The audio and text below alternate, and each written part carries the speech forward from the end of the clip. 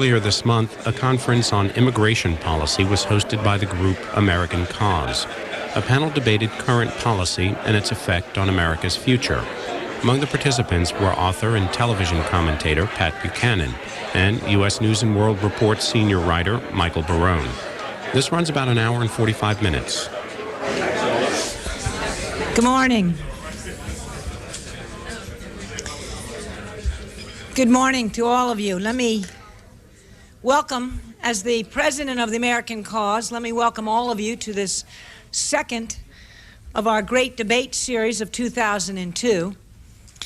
It is a program that we initiated this year, our first one being in April on foreign policy and today's debate on immigration.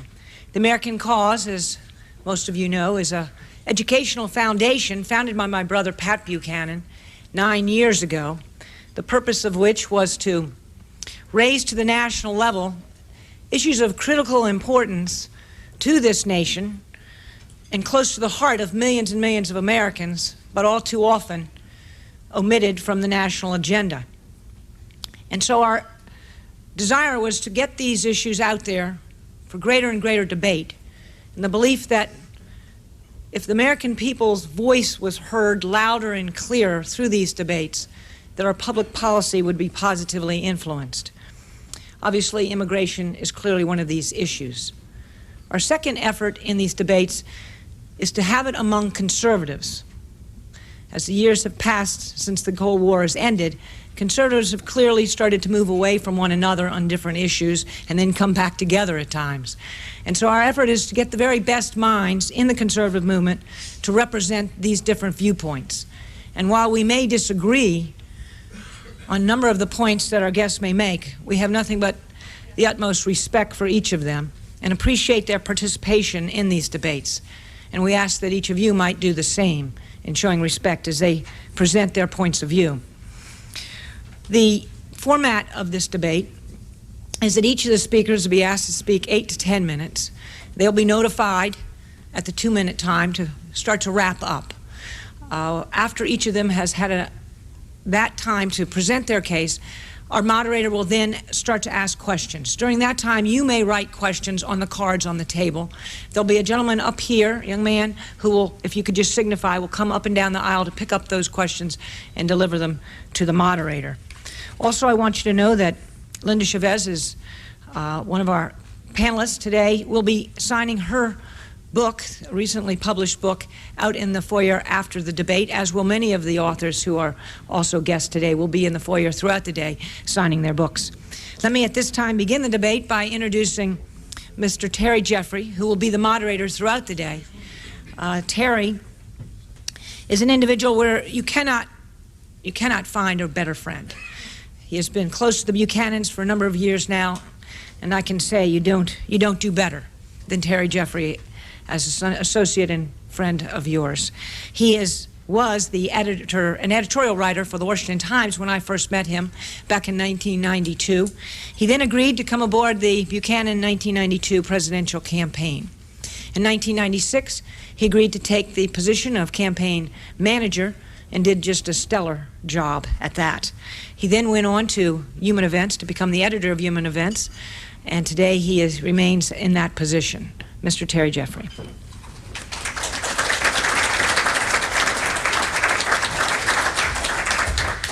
Thank you, Bay. It's an honor to be here to moderate the second day of the American Cause Great Debate on Immigration. I'm going to introduce our first panel in the order that they will speak. Don Fader is a longtime editorial columnist for the Boston Herald, as well as a nationally syndicated columnist and the author of 2 books. A Jewish Conservative Looks at Pagan America and Who's Afraid of the Religious Right. His books are available, by the way, at donfeder.com. Ron Unz is the national chairman of English for the Children, an advocacy organization that seeks to replace bilingual education with English immersion. He drafted and campaigned for California Proposition 227, effectively dismantling over 1/3 of America's bilingual programs. He holds undergraduate and graduate degrees from Harvard, Cambridge, and Stanford. Ramesh Panuru is senior editor for National Review, where he covers national politics. He's a graduate of Princeton University with a degree in history. He appears on various political programs on television and radio, and his writings have appeared in the Wall Street Journal, the New York Times, Newsday, the Washington Times, and the Weekly Standard. Linda Chavez is president of the Center for Equal Opportunity. She also writes a nationally syndicated column that appears in newspapers across the country and is a political analyst for Fox News Channel. She is the author of An Unlikely Conservative, The Transformation of an Ex-Liberal. She received a bachelor's degree from the University of Colorado in 1970.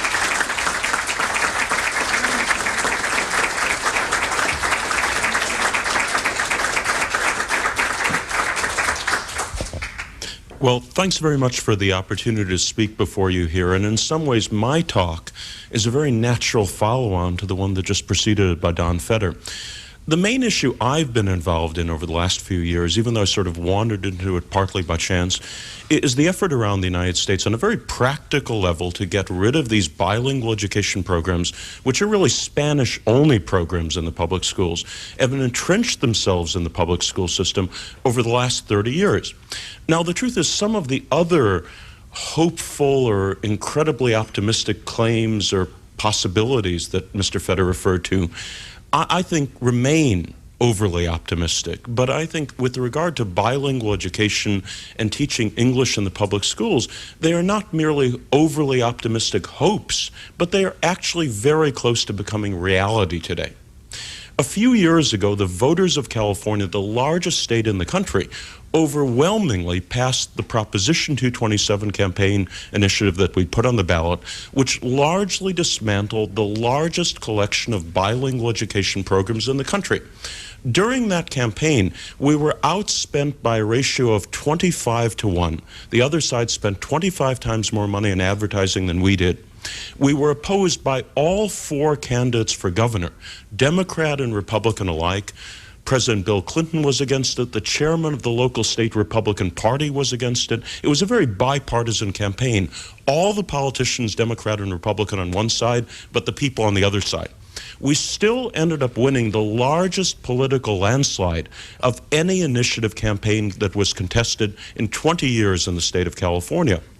And the result was not one of these symbolic victories that afterwards conservatives endlessly complain about having been frustrated in the reality of the schools. I'm certainly not saying that all of the bilingual programs in California have been replaced with English immersion, but I am saying the overwhelming majority of them have been.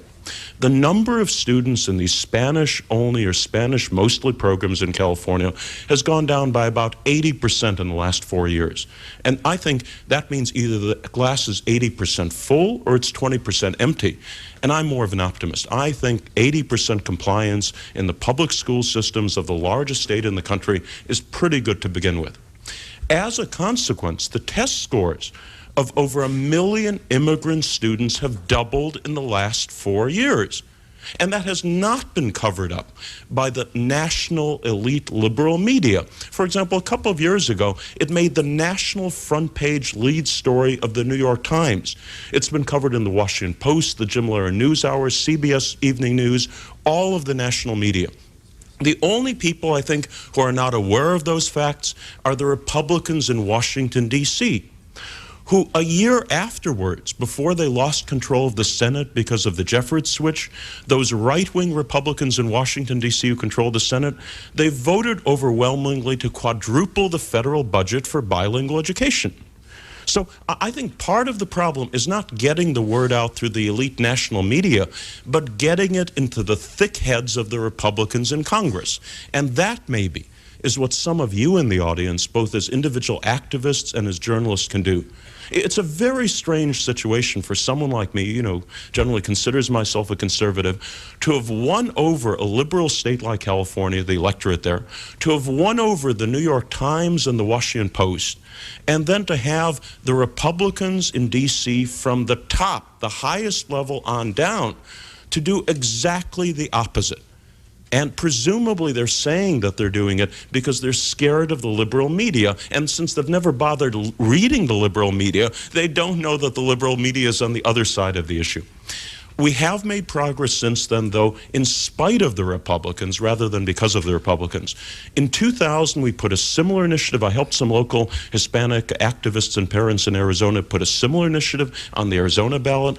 We were massively outspent as well, opposed by all the leading Republicans in Arizona, from John McCain to the Republican governor to, I think, John Kyle came out against the initiative as well, most of the congressional delegation. We won an even bigger landslide victory in Arizona. And again, 70 to 80% of all the bilingual programs in Arizona have now been dismantled.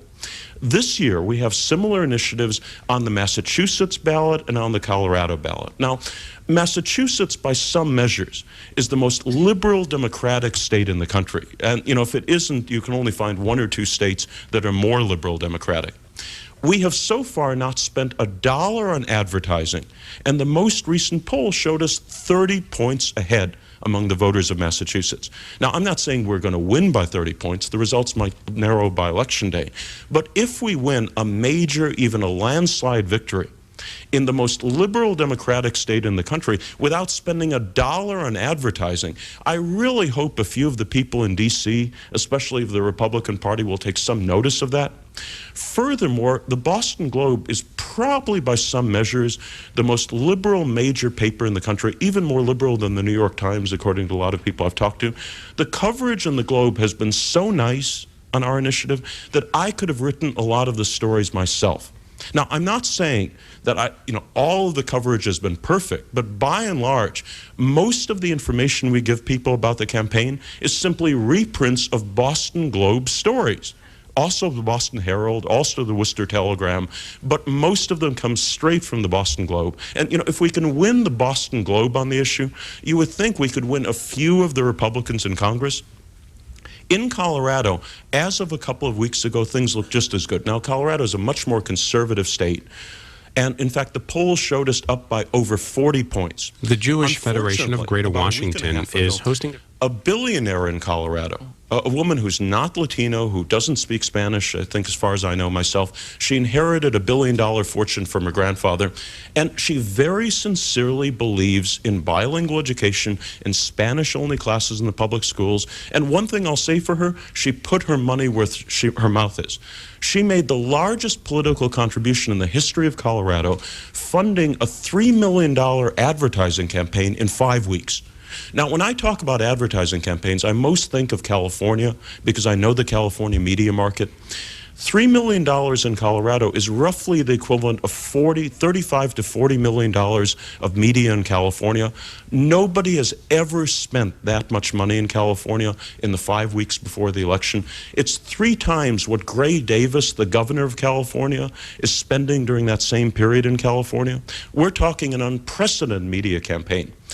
Possibly purely as a coincidence of timing, the Republican conservative governor in Colorado, a man named Bill Owens, who recently was featured on the cover of National Review a few months ago as the best conservative governor in America, purely possibly out of coincidence, a few days after the largest political contribution in Colorado history was made by this billionaire against our initiative, he came out against it as well. Even though he'd been giving all the indications early on that he probably would be supporting it, since it was 40 points ahead in the polls, presumably he was terrified about actually taking the plunge and supporting it, but he might have been willing to take that step. Now, with a combination of the Republican Party and all the Republican leaders in Colorado, and obviously the Democrats as well, against the initiative, and the largest media campaign in Colorado history against it, I hope we win, but I make no guarantees. I really do hope that a lot of you, though, in the audience, and also especially those in the media, hold these political leaders to account. Now, I certainly in no way blame National Review for putting Bill Owens on the cover. He hadn't done those things at the time. But after he betrays this sort of issue in that sort of way, just days after that sort of money is spent, and if it's not coincidental, I really would hope National Review takes a very strong line on this, and I hope that some of you do the same. On probably one of the most hopeful elements, though, on this whole issue, the point was raised just by Don Feder a few moments ago that in Orange County, California, the bedrock base of the Anglo-white conservative Republican Party of California, You're talking about an area that's shifted dramatically towards Spanish-speaking Latinos, and that's perfectly true. The demographics have changed. In fact, the country's, that county's much less Republican than it used to be. On the other hand, it turns out one of the cities in Orange County, Santa Ana, is the largest Spanish-speaking city today in the United States. It's about 350,000, 90% Latino, overwhelmingly Democratic.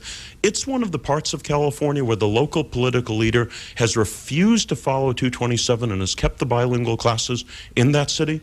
And for that reason, some of the local Latino parents contacted me almost a year ago, asked my help to get rid of this guy.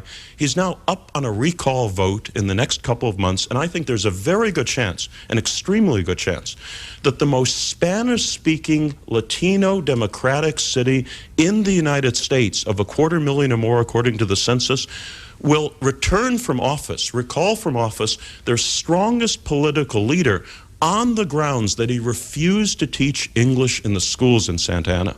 It's been reported on in the LA Times, the Orange County Register. I think this is potentially a gigantic national story. And those of you in the media should get the word out on it, because that shows where Latinos and immigrants really stand on this issue. My time's almost up, but I'd like to say that I probably disagree with many of you in the audience, is that I'm much more on the pro-immigration side. I'm certainly not an open borders person, but I strongly agree with probably all the speakers on this panel that immigration only works when combined with assimilation. When combined with getting rid of affirmative action, getting rid of bilingual education, returning to the tradition of the melting pot that worked with 200 years worth of immigrants in the past. I'm not saying it would be easy, but I'm saying it is doable. And the results with Proposition 227, other initiatives around the country, and what may be going on in the next couple of months in the most Spanish-speaking Latino city in the United States, Santa Ana, California, will be a signpost in that direction. I think we should be hopeful rather than disheartened, and I hope many of you will help in this cause and try to get the word out if the results are what I think they will be. Thank you very much. Thank you very much. I hope people in the audience will now write questions on cards, and they'll be brought up here, and I'll try to ask as many of those as I can. And meanwhile, I'm going to ask some very specific questions that require only brief answers, sort of nail down where everybody on the panel stands on the basic questions underlying immigration. The first one is, do you support President Bush's proposal to grant amnesty to illegal aliens from Mexico? Don, do you support that proposal? Absolutely not. Ron? How brief is that? That's good. No, I think it's a completely ridiculous proposal. Actually, I didn't think that President Bush himself has endorsed that policy, but no, I don't support it. All right. Do you support a moratorium on legal immigration? Don? Yes, as I said before, with a few exceptions, absolutely. No. Ramesh? No, it wouldn't break my heart, but I don't think it's desirable. I would support a moratorium on immigration from certain countries, but not an overall moratorium. Okay. Ramesh, since you do not favor a moratorium, right now I believe legal immigration is at about 1 million. We really don't know how many illegals settle in the country. They say maybe about 300,000 a year. Thank you. At what level would you like to see legal immigration continue? I think something on the order of 300,000 to 400,000 a year would be manageable. So half, or a little bit less than half. Linda? I think that when you have high unemployment, you want to lower the numbers. I don't like the idea of any single number calculated on a permanent basis. I think it has to be flexible. You want to turn the spigot off or down when you've got high unemployment, and you may want to open the spigot when there's more. But I do believe that there are some countries, particularly those supporting terrorism, where we should have absolutely no immigration We're at the going to current explore time. that issue some more, but you would turn it down from 1 million. Yeah, I would turn it down from 1 million right now when we're having hard economic times, yes. Okay. Ron? I'd say 1 million, which is about 0.3% of the American population, is, roughly reasonable. Whether it's somewhat lower or even somewhat higher, I, have to really look at the arguments. Okay, now following up on what Linda just said, I want to know whether our panelists believe there are any regions of the world or countries or cultures where we simply ought to have a selective moratorium and say, not from this place. Don? Well, I hope I'm not anticipating Linda's remarks, but I think I believe in a moratorium to begin with for 5 years while we rethink the entire immigration mess. However, barring that, I think there should be a moratorium on immigration from Islamic countries, except for non-Muslims, of course. I wouldn't support any specific regional or country moratoriums, though I do think the levels of immigration from different regions and countries can be adjusted using some reasonable formulas. Ramesh. I just think that the specific country thing is such a non-starter politically that it's not really even useful to debate. I think you have to just cut levels across the board. Well, let's be philosophical. In an ideal world, what would you do? Is there any country or region where you'd terminate immigration? Well, I mean, I think Don also raised a good point, which is that when you have people from, say you have Christians who are being oppressed who are trying to leave these Islamist terrorist supporting states, I would allow them in. So I would not cut off any region. Linda? Well, I would cut off regions with the exception of allowing those who are fleeing for religious or other kinds of persecution. But I would cut off right now immigration from several Muslim countries. I would also restrict the number of Mexicans that are coming in and the number of Spanish speakers that are coming in. All right. Now, the way the immigration law currently works, once a family gets in and they've become legalized and become citizens, they have a superior ability to bring their relatives from that country, resulting in what's often called chain immigration, which puts a bias into the demographics of the immigration. Linda, do you think that chain immigration should continue or should that be abolished? As I said in my talk, I think it ought to be skills-based. I don't think it ought to be family reunification-based. Ramesh? I've got enough relatives here. I don't think we should have chain migration. All right, we're cutting off Ramesh's family. Well, I think probably the current distribution of immigration visas should be adjusted, and that certainly is one of the areas I would adjust. I wouldn't probably eliminate it, but I certainly would adjust it probably pretty substantially. Don? Yes, I would eliminate it. By the way, if I can expand on this just a bit, I think Linda pointed out something extremely important in her remarks when she said American immigration policy should be based on our national interests. And I think that should apply across the board. Okay. Now, there have been various estimates about how many illegal immigrants there are currently in the United States. I believe Northeastern University has estimated 11 million. The INS, I think, upped its or the Census Bureau upped its estimate to about 6 to 8 million. Linda, would you favor the deportation of all 8 to 11 million illegal aliens in the United States? No. How many would you let stay? I think we have to be realistic, and I don't think that we are going to go door to door searching out people and sending them back. I think we do need to do something to regularize some who've been here who have long roots. But the bigger problem is stopping immigrants at the border. And our government, which is its first responsibility is to provide for the common defense and to protect us, is not doing that job. Well, do you think that Tom Tancredo did his duty as a congressman when he tried to get an illegal alien deported recently? Well, I actually was not very sympathetic to what Tom did. This was a kid who, frankly, it was the sins of the father, not the child himself. As you know, I, in fact, took an illegal alien into my home in the early 1990s. That's probably at least one of the reasons I'm not Secretary of Labor today. I find it very interesting that liberals like Ted Kennedy were really horrified that I was harboring an illegal alien. I wonder if I had done what Tom Tancredo did and called the INS, my sense is that I probably would not be Secretary of Labor had I done that. Ramesh, do you favor deporting all 8 to 11 million illegal aliens? I have no objection in principle to it. Like Linda, I think that the emphasis should be on border enforcement. And I think if you cut the levels of legal immigration and had serious enforcement at the border, the problems associated with illegal immigration would diminish even without deportation. Let me ask you, if you two are not in favor of deporting all the illegal immigrants currently in the country, you are effectively in favor of some form of amnesty. I said some sort of regularization, but by the way, let me qualify that. Sure. I certainly would deport anyone who breaks other laws. I mean, I think, you know, you don't put them in American jails. You send them back to jails in Mexico or Guatemala or Saudi Arabia or wherever. And I think that there are ways in which you could, in fact, get rid of those who were real additional problems in the society. Would you favor a passive form of total deportation, where every time an illegal alien presented themselves to the government in some form, whether it was at a school or elsewhere, it's bye-bye? Well, first of all, at a school, I'd have, again, you know, the sins of the fathers bothers me. I don't want to penalize a 5-year-old for something their parents Well, wouldn't you send the parents back, too, if the parents are illegal?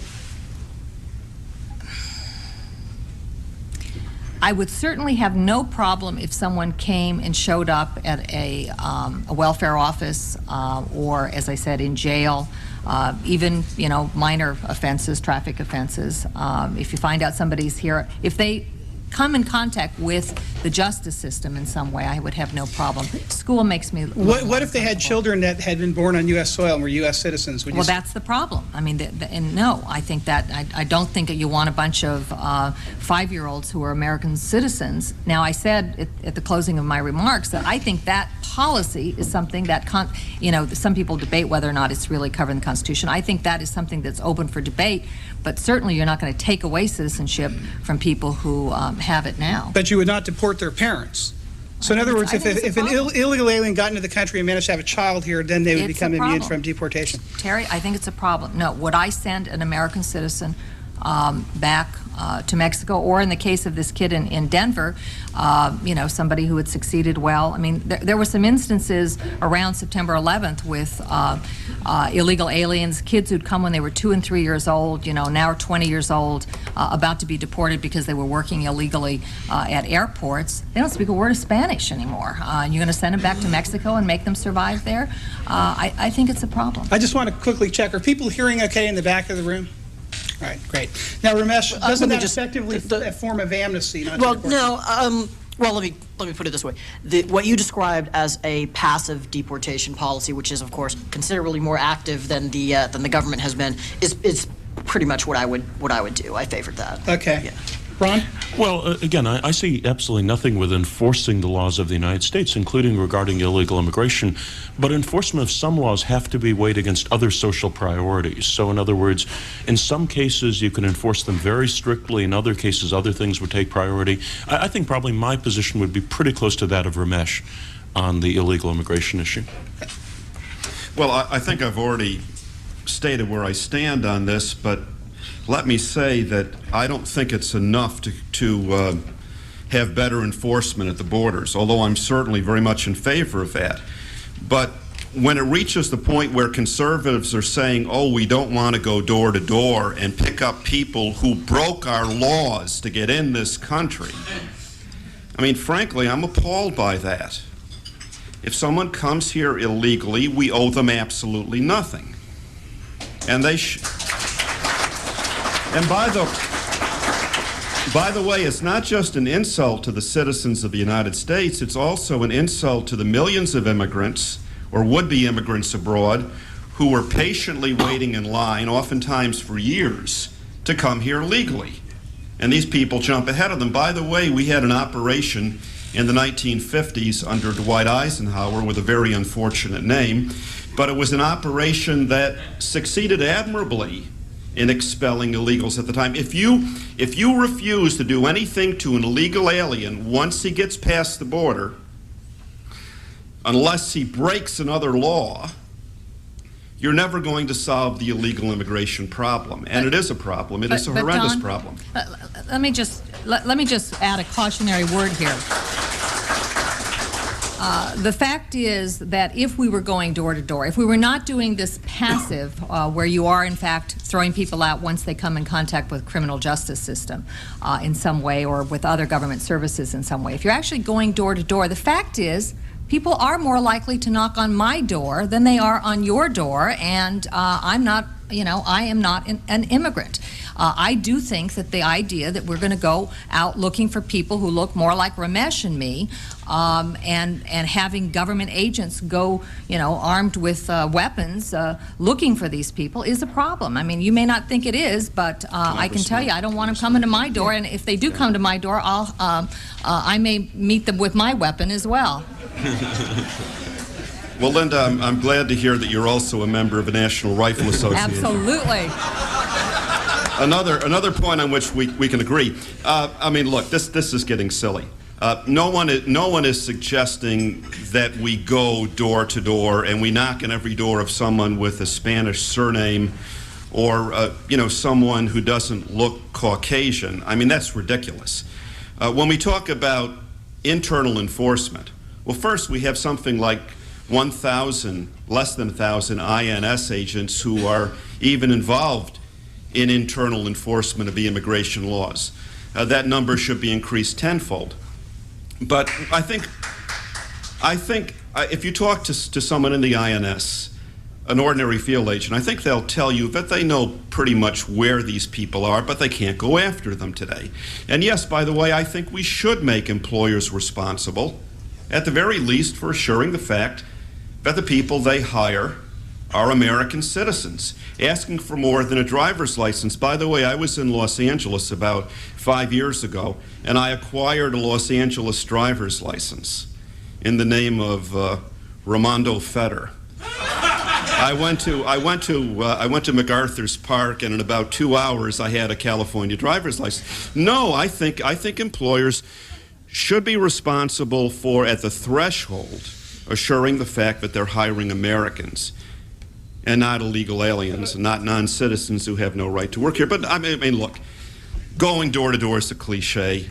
Nobody is going to visit all 200 million households in the United States. But again, we know where illegal aliens are likely to be, and I think if we're serious about getting them, we can. All right, now let's put a little narrower focus on this, Don.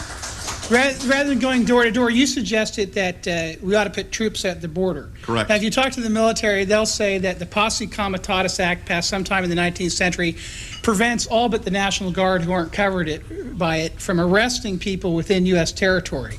So the troops that have been used in limited sense at the border can only stop people. They're not even doing that, quite frankly. Do you favor overturning the Posse Comitatus Act so the U.S. military can arrest people on U.S. soil? Terry, I don't know. I mean, you want to use the National Guard, fine, use the National Guard. You want to overturn the Posse Comitatus Act, which will probably upset a lot of people in Idaho. You can do that if you want to. I mean, look, if you're not going to get to fly black helicopters. No, I guess not. Darn it. But seriously, if we're serious, we can find a way to do it. If you want to use the National Guard, that's fine with me. Ron, would you put U.S. troops at the border, and would you allow U.S. military forces to arrest people on U.S. soil? No, I think it's a bad idea and also very impractical. I mean, the military isn't set up to deal with this sort of thing, and right now it sometimes has other things to do in the near future. Though I have my doubts about some of those things. Ramesh. That makes two of us. Frankly, I haven't thought too much about the issue, but my prejudice on the subject is that I think we've over-militarized law enforcement as it is. Linda? I'd like somebody on the border. There obviously aren't very many people there now, and I certainly don't know that if we don't do a better job of training our Immigration and Naturalization Service officers, the Border Patrol, again, is not well managed, not well run. So I'd like somebody there who is competent. We don't have enough people, and we don't have enough competent people. Okay, now since we're talking about Balkanization here in the American culture, and we've already talked about possible regional restrictions on immigration, I'd like to get the panelists' views on what ought to be cultural requirements for people who are coming to the United States, if you believe there ought to be any. Don, do you think that it ought to be a requirement if you're going to immigrate to the United States of America that you believe in God? Should we bring in atheists? Well, we'd have to begin by expelling half of the Congress of the United States. This is, and your objection is? Terry, this is a very piquant question.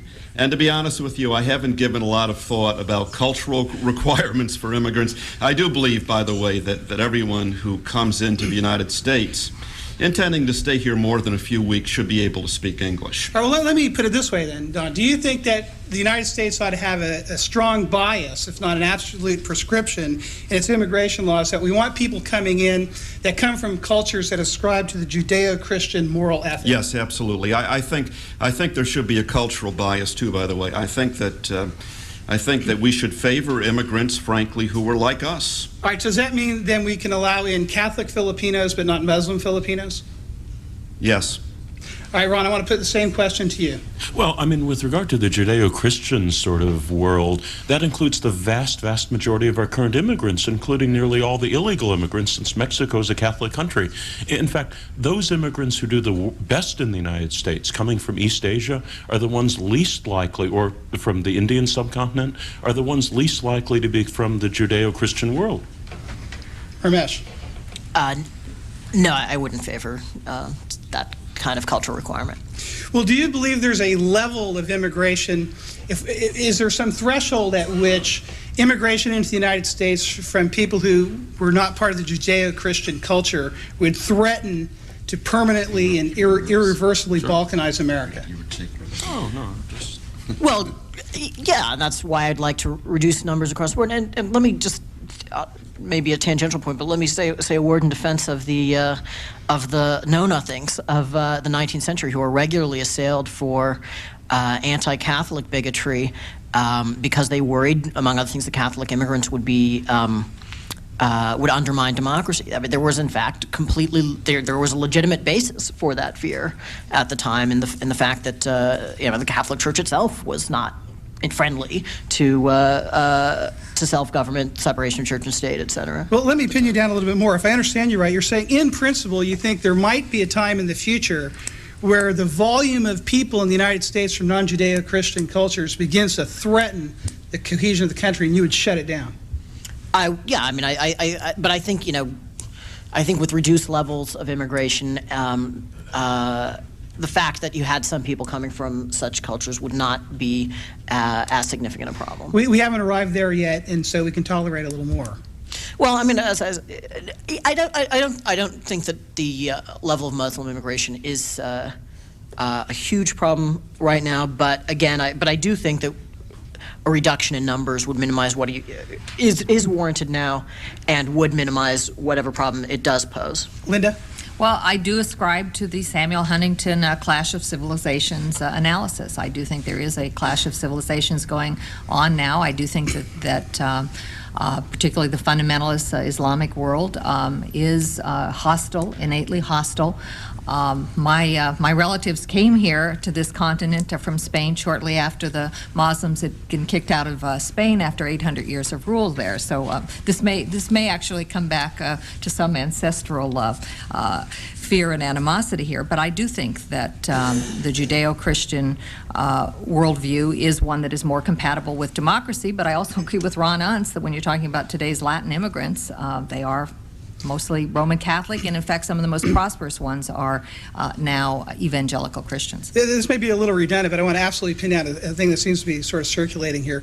Would you absolutely shut down Muslim immigration into the United States? An individual Muslim from a country that was not in the hands of radical Islamic fundamentalist rule, yeah, I'd do it on a case-by-case basis. But there are certainly countries, Muslim countries in the world, where I would restrict absolutely no immigration from, except for someone who was fleeing religious persecution. What countries are those? You want me to go through all the Muslim countries? I think Indonesia is a problem. Certainly Iran, Iraq, Saudi Arabia, Yemen. This is a geography test of my knowledge of the Muslim world. Countries like the Philippines are more problematic. If you had a fundamentalist Islamic individual, obviously the Philippines isn't a Muslim country, but that person would at least be subject to greater scrutiny, and I would probably be very cautious about issuing a visa. Ramesh, would you shut down Muslim immigration into the U.S.? No. Ron? No, completely not. And I think Muslims make up about 2% of American immigrants, or maybe 3%. So it's hardly, a gigantic issue in terms of the people who are concerned with numbers of immigrants. It's about 2%, I think. Well, do you think if Muslim immigration continued to burgeon and the Muslim population in the United States expanded more rapidly than other groups, this would become a problem where you think you might want to do it in the future? Yeah, I mean, in principle, yes. I think Muslims make up about 1% of the American population, or there's actually a dispute there. And actually, the vast majority of American Muslims are black Muslims. So it's not really an immigration issue. And actually, the vast majority of Middle Eastern immigrants are not even Muslim. They're generally Christian. No, that's not. Exactly. No, that's not true, Ron. About 73% of them are Muslim today. Well, Don, would you shut down Muslim immigration? Well, yeah, I've already addressed that point, but let me say that I don't think religion should be the sole criteria. Again, I think we should look for, if we're going to allow immigration, I think we should look for immigrants who are like us and immigrants who are likely to assimilate, who are likely to develop some affection and loyalty for this country. But in terms of Muslim immigration, yes, today Muslims are perhaps 2% of the American people. On the other hand, Muslim immigration is growing by leaps and bounds. As I said, in the past 30 years, 700% increase.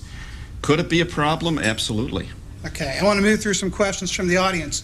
This puts sort of an economic perspective on it. With 32.6 million Americans living at or below the poverty level, why shouldn't we solve this problem first instead of opening up our borders and continuing to allow a million legal immigrants into the country?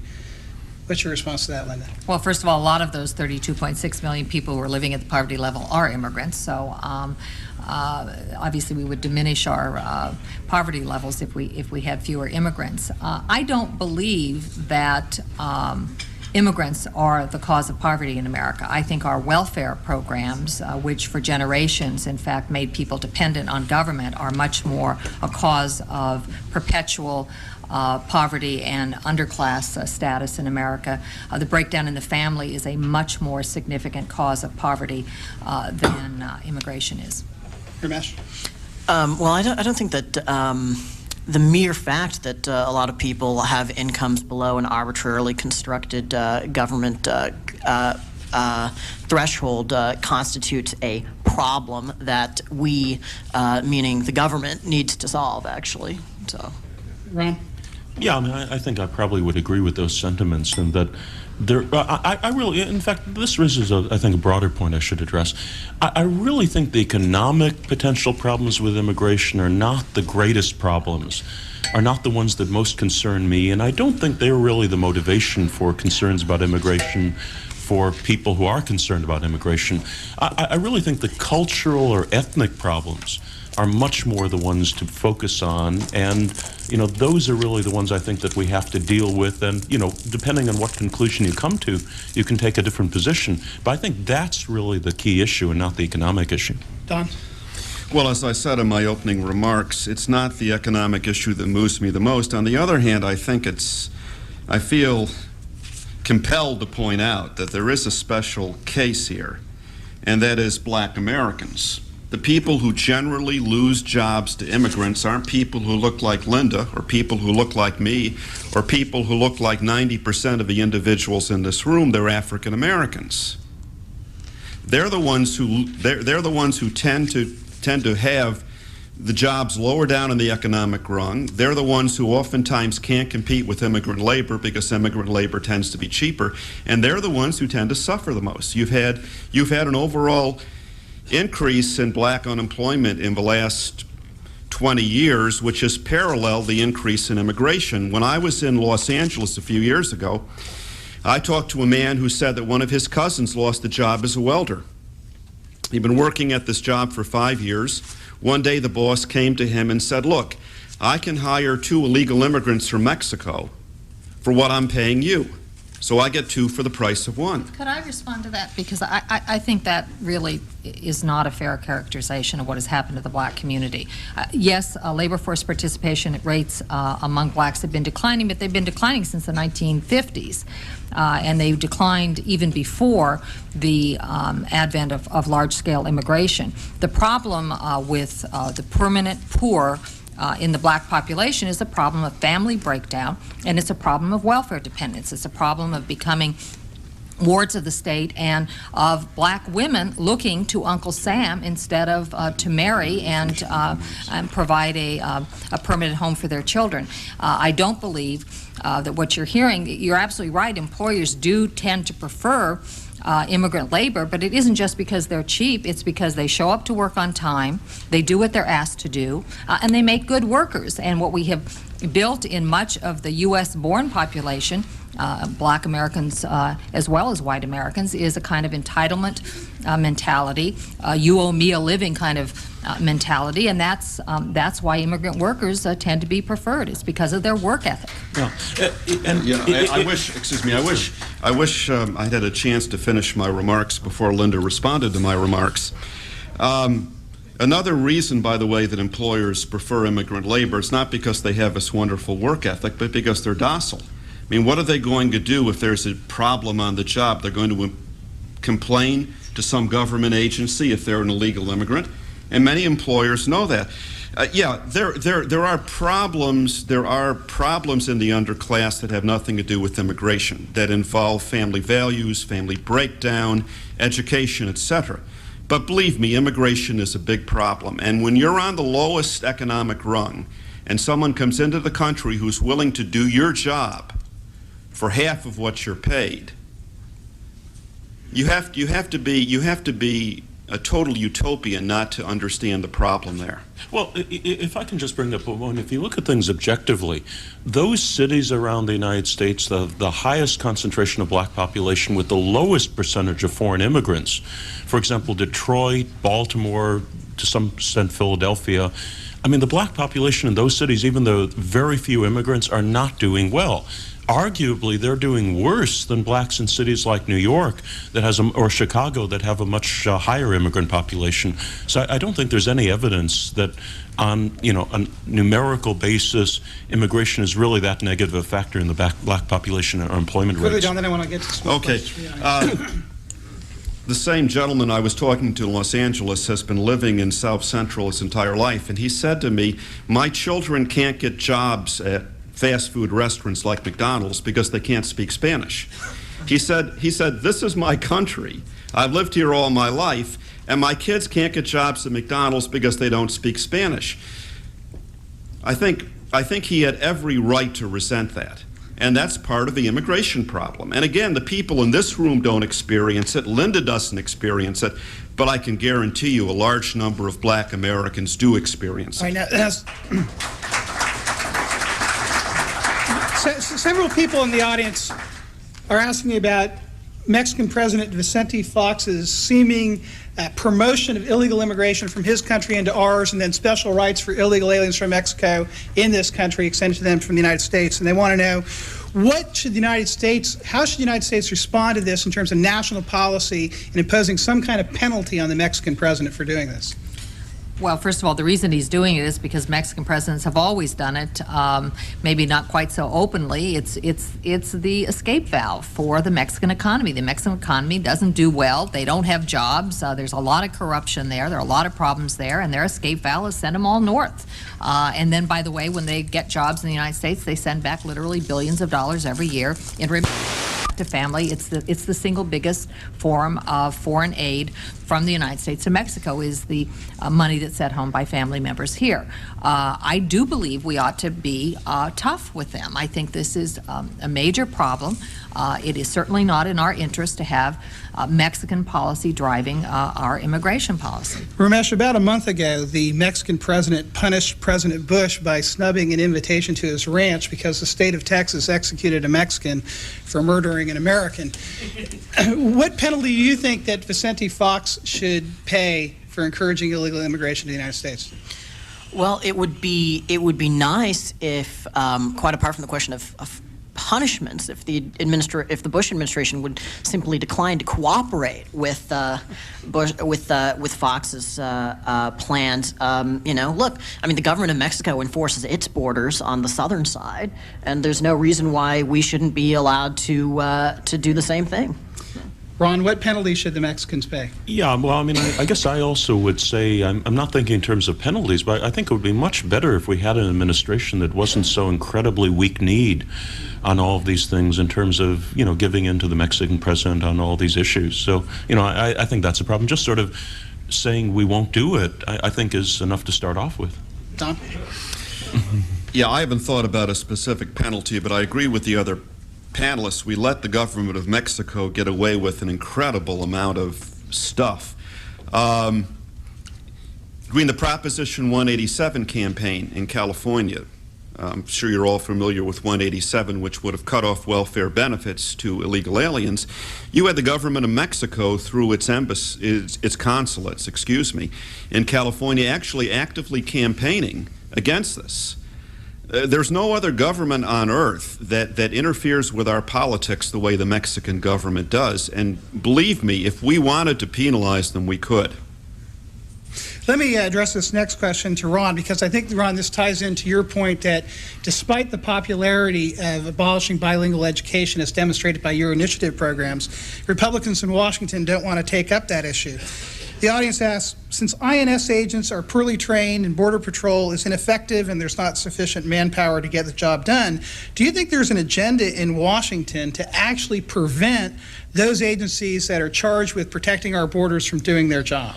I really don't see any sort of conspiracy. I see a lot of incompetence and a lot of cowardice. And the combination of those two things, I think, basically stops that agency from doing a very good job. It isn't clear inherently how effective it could be, but there certainly hasn't been much of an effort to make it effective. And, you know, again, I mean, a lot of other parts of the federal government don't work very well either. Well, but not as badly, admittedly. If it's simply negligence that they allow people to continue to run across our borders, in the wake of September 11th, is this the kind of negligence that voters can allow their politicians to engage in? Well, I mean, I think it's certainly a problem. You know, again, I'm not an open borders person. I certainly think we should patrol our borders. We should reduce illegal immigration. You know, it isn't clear to me the most effective way of doing that and what the trade-offs are. I mean, the truth is nobody even knows how many illegal immigrants come into the country every year. I mean, the figure of 300,000 is out there a lot. And, you know, it might be off by a factor of 2. I don't think anybody really knows. And all the reports I've certainly heard about the INS from pretty much every source describe it as one of the least efficient agencies in the entire federal government, which is saying a lot. But, you know, again, I'm not an expert in how to make it more efficient. Don, do you believe that the government, the politicians, are purposely preventing the INS and the Border Patrol from doing their job? Well, I think some politicians are. Overall, like Ron, I don't believe in conspiracy theories. The problem is we just don't seem to be serious. Neither of the major political parties is serious about solving the immigration problem or controlling our borders. I mean, when President Bush appoints a man like James Ziegler to be head of the INS, and you know, Ziegler says, well, what we have to do is assure the fact that the illegal immigrants who come here aren't terrorists. That's the only problem. You know, if we could just weed out the illegals who are potential terrorists, all of the other illegals who don't want to learn our language, don't want to become Americans, who begin their residency here by breaking our laws, that's not a concern for us. When President Bush picks someone like that to head the INS, I think it's indicative of the fact, not that there's a conspiracy, Terry, but that neither party is serious about the immigration Ziegler's issue. leaving the INS. Can you recommend to President Bush someone right now that he should name to replace Ziegler, someone who'll do the job? Me. There you go, President Bush. Or Don Feder for INS. Or for that matter, Linda Chavez. I think Linda would do a better job than almost anyone who's head of the INS. Linda, do you have a nominee for the INS? I don't have a nominee, but, you know, we've focused all this attention on the borders, and certainly that is the biggest part of the problem. But a whole lot of people who are here illegally came in legally and simply overstayed their visas, and it's, you know, it's estimated maybe a third of the illegal aliens in the U.S. Still today.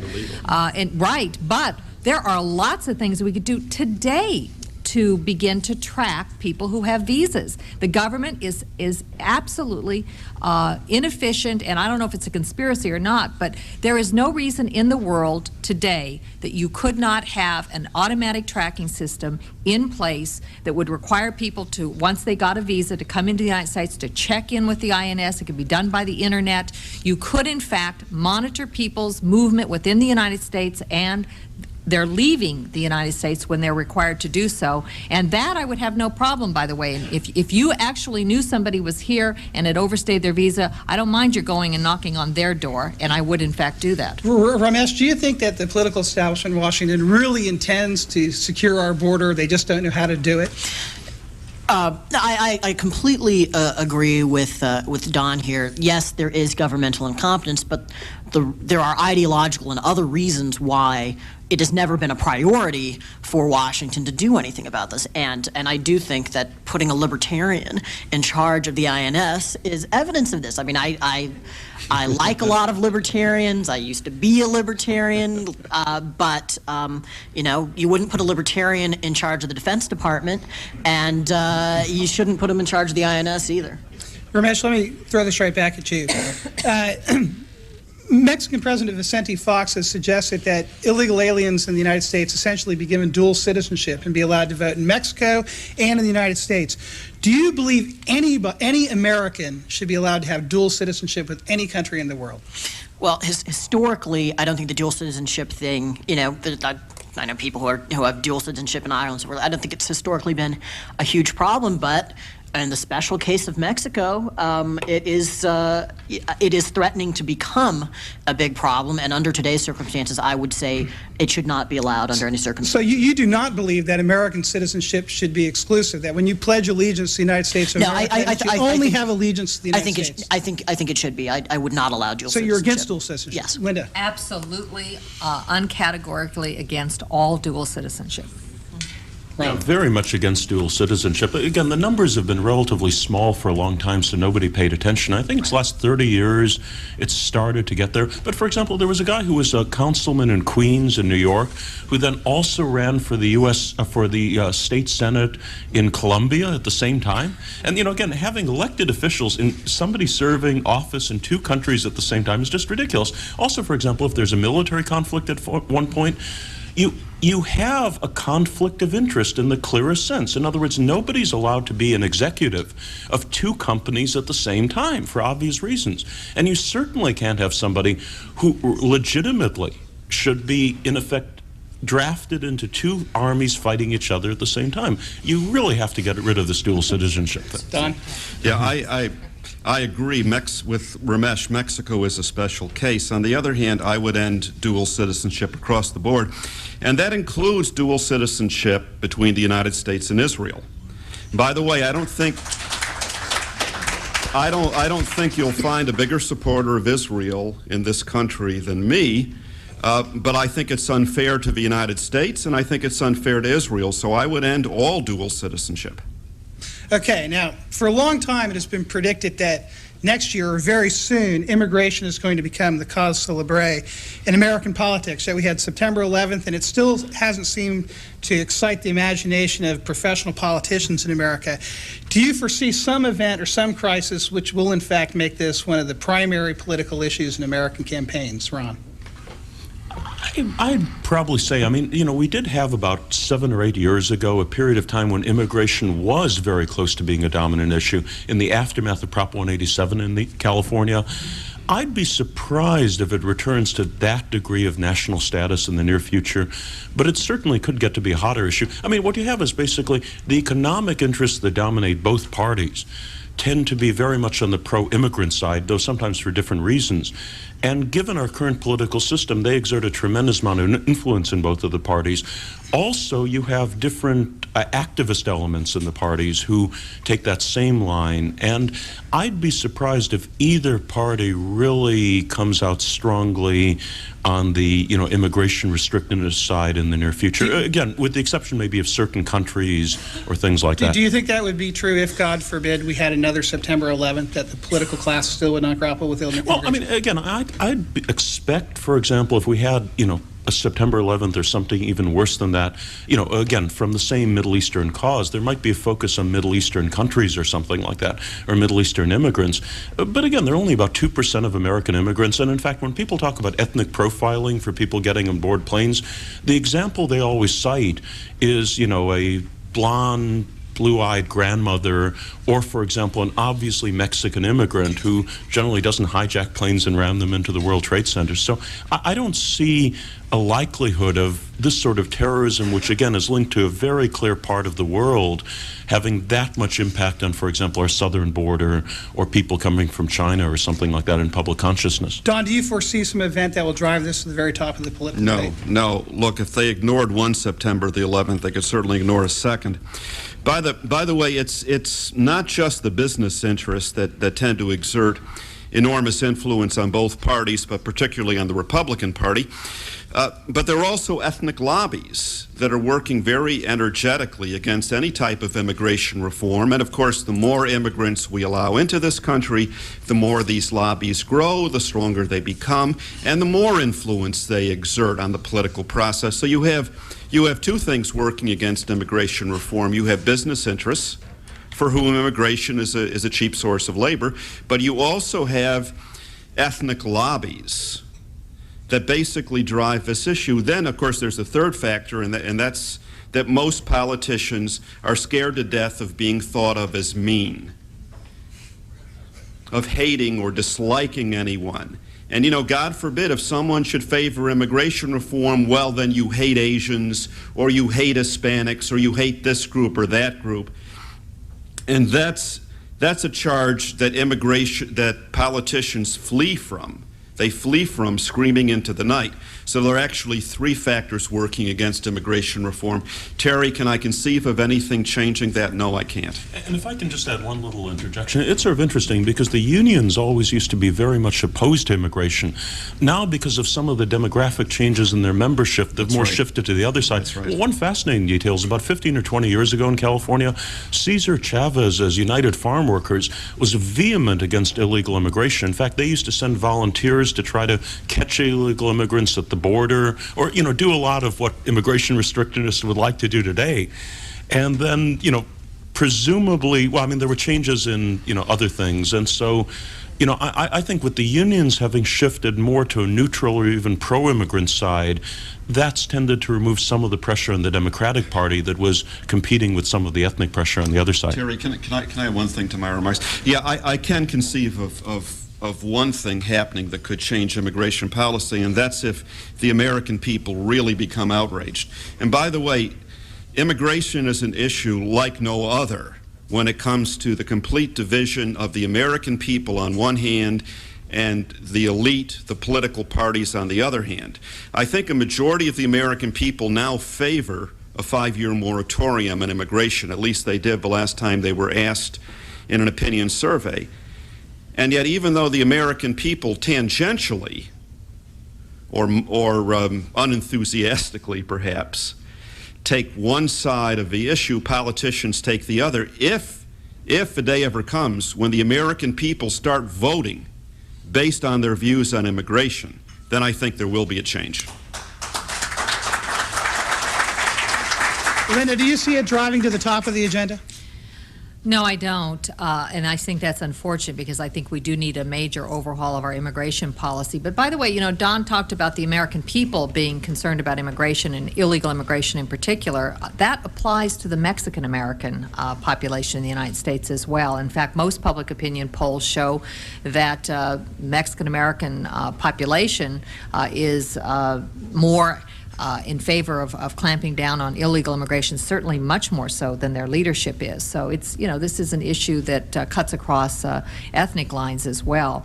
I don't see this coming to the forefront of the national agenda, and in some ways, if we had politicians who had backbones, if we had politicians who had courage and were willing to take on this issue and actually grapple with it, that might be a good thing, because I think it would be better if we would be more dispassionate in sitting and looking at immigration policy. Unfortunately, the problem is that I think most of the Congress is unwilling to even touch the issue because they're just frightened of it. It's just politically incorrect.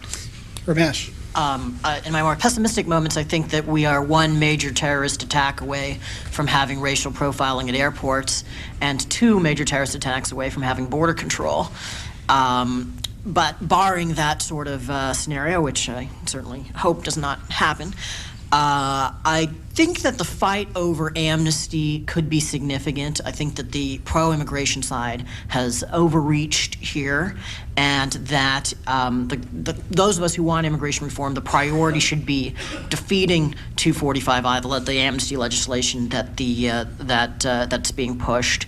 Already we have managed to get a majority of House Republicans, despite the strong lobbying of the White House with the pro-reform side. I think that took them by surprise, set back sort of the Bush Rove project of recasting the Republican Party on pro-immigration lines, and if the reform side wins that fight, I think it changes the landscape of American politics. I think it means that the reform side is back. It's been resurrected. We're now approaching the end of our debate. I'd like each panelist to take a minute or two to sum up their argument and point us towards the future. And we'll go in the reverse order we started in, which means, Linda, you go first. I believe that we are in danger in the United States today of losing what can loosely be called American identity. I believe that immigration has contributed to this problem, but I don't think it is the major source of the problem. I think that we began in the 1960s to have qualms about any sense of ourselves as one people, and certainly among elites, this opinion has been promulgated in our public schools. We've gotten away not just from teaching English in our schools. We don't teach American civics and American history to U.S.-born white Anglo-Saxon Protestants in our schools. We have, in fact, totally opted in to a multicultural image of the United States, and I think that is the big threat. I believe that we do need to have an overhaul of our immigration policy, and once again, I think the elements of that should be skills-based, based entirely on what is in U.S. interests, flexible so that we can let in more immigrants when we have need of immigrant labor and fewer when we don't, and that it ought to have a component that encourages people who come here to learn English and to become United States citizens, and those who only want to come here to work to come so on a very temporary basis with absolute enforcement of their return to their country of origin when their permits are done. Ramesh. Well, I agree with what Linda said, but I would just put a little bit more emphasis on the idea that while it is true that immigration did not cause the problems we've been discussing, immigration does exacerbate those problems. At a practical level, mass immigration on a continuous basis increases the constituency for multiculturalist policies, and this, regardless of opinion surveys, the fact, the 1998 California election results I was talking about, the fact that, although it is true that most Mexican Americans would like more border control, I don't know if you had a real political campaign how they would come out on that in the end. And it makes, and the continuous mass immigration also makes multiculturalism have more credibility in the eyes of other Americans who think that it is simply a practical, commonsensical response to that immigration. So no, it wouldn't solve, a reduction in immigration wouldn't solve all of these problems all by itself. There would be a lot of work to do, and I think improving our history curricula to have them be more patriotic, or at least not anti-patriotic, would still be a major task that conservatives need to take up, and which they have not devoted sufficient attention to. But it, I think, practically is a precondition for combating all of these other multiculturalist policies. So I think that that conservatives ought to emphasize a reduction in immigration numbers. Ron. I think in the policy question involved, my views would really be very close to those of Linda. But again, I think the situation is I'd be probably somewhat more optimistic on these trade-offs, in that obviously immigration, I think, has been a generally pretty good thing for the United States over the last 200 years. It can only continue to be a good thing so long as we get rid of all these multiculturalist, affirmative action, bilingual education policies that potentially could destroy our society. With regard to the political dimension of those policies and immigrants, I have right now been fighting this bilingual education English issue all around the United States for 5 years. I'm actually pretty sick of it, but I'd like to get it over and done with. And the truth is, during that period of time, aside from Latinos, for example, who work in the bilingual education industry, I've virtually never encountered significant amounts of Latino opposition. I don't think there's almost ever been a Latino parent of a child in a bilingual program who's come up and disagreed with me at any of these forums. On the other hand, there's been an enormous number of Anglo parents who are vehemently in favor of these bilingual programs, and one of whom just made the largest political contribution in Colorado history to show her strength on it.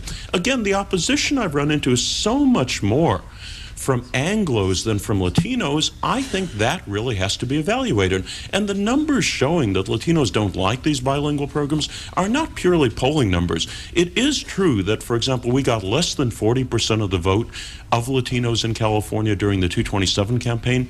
But again, the other side outspent us 25-1 in advertising.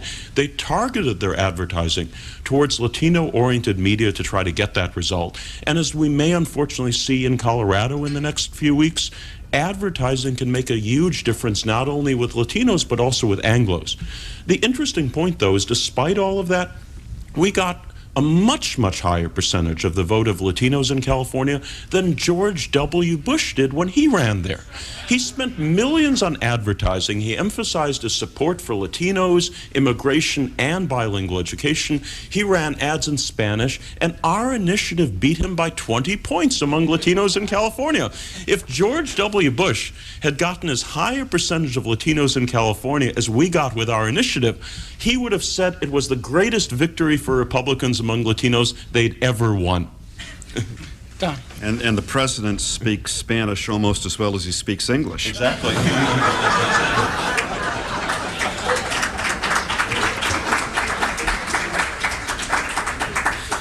But seriously, folks, this country is fragmenting. This country is fragmenting on racial, ethnic, to an extent, religious grounds. Now, immigration is not solely responsible for that, but immigration exacerbates the problem. From my perspective, why import a problem? We have enough problems in this country. We have problems with poverty. We have problems with racial animosity. We have problems with, as Linda pointed out, American students, nice Anglo-Protestant American students, not learning American history. But why increase the problem by importing the problem?